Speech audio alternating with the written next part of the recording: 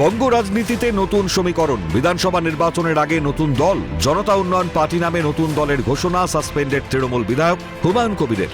গত কয়েকদিন ধরেই মুসলিমদের বঞ্চনার অভিযোগে সরব ছিলেন হুমায়ুন। মুসলমানদেরকে এত পরিমাণ ভোট, অথচ তাদেরকে শুধু ইউজ অ্যান্ড থ্রো করা হয়। আমি আগামী দিনে মুসলমানদের ন্যায্য অধিকার, তাদের ন্যায্যভাবে শান্তিপূর্ণভাবে সম্প্রীতি বজায় রেখে বেঁচে থাকার যে অধিকার, সেটাকে আগামী দিনে প্রতিষ্ঠা করবে মুসলিম। হুমায়ুনের দলে মুসলিম প্রতিনিধিত্বই যে সংখ্যাগরিষ্ঠ থাকবে তা আর বলার অপেক্ষা রাখে না। আর এই আবহে আসন্ন বিধানসভা নির্বাচনে প্রার্থীর নাম ঘোষণা করতে গিয়ে কার্যত চমক দিলেন হুমায়ুন। কলকাতার বালিগঞ্জে জুপের প্রার্থী হিসেবে নাম ঘোষণা হিন্দুর। এখান থেকেই প্রশ্ন উঠছে, কোন পথে হুমায়ুনের জনতা উন্নয়ন পার্টি বা জুপ? রাজনৈতিক মহল মনে করছে অভিজ্ঞ এই রাজনীতিক বাংলার রাজনীতির সঙ্গে সম্যক পরিচিত। বাংলার ধর্মনিরপেক্ষ অবস্থানের কথাও তার অজানা নয়। সেই কথা মাথায় রেখেই হিন্দু প্রধান এলাকায় হিন্দু প্রার্থী আর মুসলমান প্রধান এলাকায় মুসলমান প্রার্থী দেওয়ার কৌশল।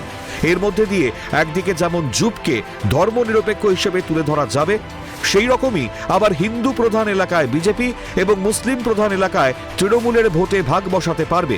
সেক্ষেত্রে অনেক হিসেবই ওলটপালট হয়ে যাবে মনে করছে ওয়াকিবহাল মহল।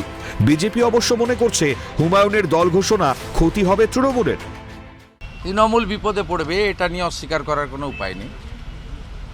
কারণ তৃণমূল কংগ্রেসের কাছ থেকে প্রতারিত মুসলিমরা সরে যাচ্ছে এবং তারা কোথাও নওশাদের হাত ধরছে, কোথাও হুমায়ুন সাহেবের কাছে যাচ্ছে, কোথাও মিমের হাত ধরছে। বিজেপি এমন মনে করলেও হুমায়ুনের দলকে গুরুত্ব দিতে নারাজ তৃণমূল। তো আরশোলার যদি শখ হয় আমি নিজে পাখি হব। ভারতবর্ষে গণতন্ত্র আছে, আরশোলার ইচ্ছে হয়েছে, ডানা গজিয়েছে, তাই পাখি হবে। দিনের শেষে আরশোলাই থাকে। আরশোলার জন্য ওষুধ হচ্ছে হিট। তো বাংলার মানুষ হিট স্প্রে করবে। বাংলার মানুষ সাম্প্রদায়িক আরশোলাদের পছন্দ করে না। বাংলার মানুষ ধর্মনিরপেক্ষতায় বিশ্বাস করে। এই বাংলার মাটি রবীন্দ্রনাথের মাটি। তবে বঙ্গ রাজনীতিতে নতুন দল গড়ে সাফল্য মিলেছে এমন উদাহরণ খুব বেশি নেই। ব্যতিক্রম একমাত্র মমতা বন্দ্যোপাধ্যায়। কংগ্রেস ছেড়ে বেরিয়ে তৃণমূল গঠন করে আজ রাজ্যের মসনদে।